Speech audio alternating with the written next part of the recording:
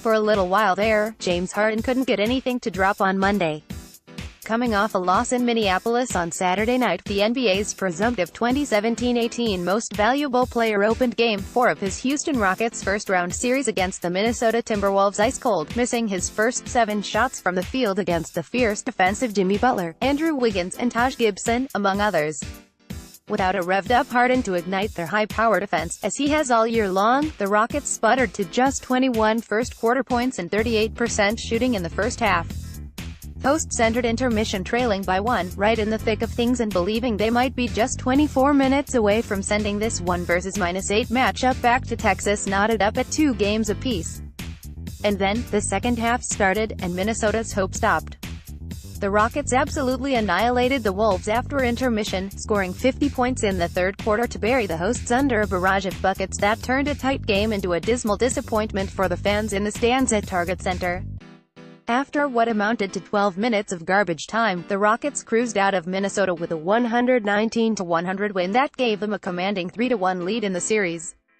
Remarkable third-quarter offensive display, 14 for 23 shooting, 9 for 13 from three-point range, 13 for 13 at the foul line, gave the Rockets the second-highest scoring quarter by any team in NBA playoff history. The Rockets' 50 third-quarter points are the second most in a quarter in NBA postseason history, behind the Lakers' 51 in 1962 against the Detroit Pistons.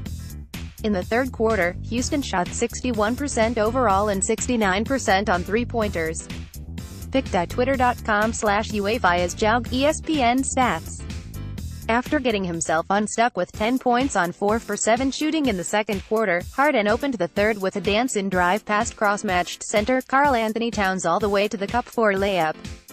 Then, he drew Gibson into fouling him on a three-point attempt, sending him to the line for 3 freebies. From there, he was off, going full-fledged Human Torch to the tune of 22 points on 7 for 10 shooting, including 3 triples, in the third alone, a Rockets franchise record for most points in a single postseason quarter. With Harden leading the charge and the Clint Capella-led defense smothering Minnesota's actions all over the court, the Rockets absolutely incinerated the Wolves in the third, needing only half a quarter to turn a one-possession game into a blowout.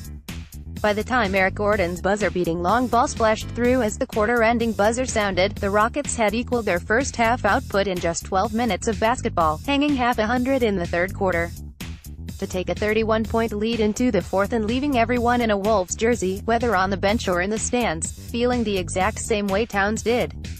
The Timberwolves are the first team to be outscored by 30 points in any quarter of a postseason game since the 1986 Atlanta Hawks were outscored by the Celtics 36-6 in the third quarter of Game 5 in the Eastern Conference semifinals.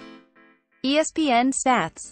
Superstar running buddy Chris Paul, who scored 15 in the deciding frame, added 25 points, 6 rebounds, 6 assists, and 5 steals in the win. Capella, 14 points, 17 rebounds, 4 blocks, 3 assists, and Gordon, 18 points in 30 minutes off the bench, also shined for Houston, who can now close the 8th-seeded Wolves out back home on Wednesday night. Towns fought through early foul trouble to turn in his second consecutive solid outing, scoring 22 points on 9 for 15 shooting with 15 rebounds to pace Minnesota. Butler chipped in across the board, scoring 19 points with 7 rebounds and 5 assists, while Derrick Rose, 17 points on 7 for 11 shooting, 6 rebounds, 4 assists, once again contributed energy and rim-pressing activity off the Wolves bench as Minnesota hung with the West's No. 1 seed through 2 quarters of play. Unfortunately for Tom Thibodeau's club, though, they played 4 on Monday night, and now the Wolves will have to figure out how to get a rolling Rockets team off kilter once again to have any hope of extending their first postseason trip in 14 years.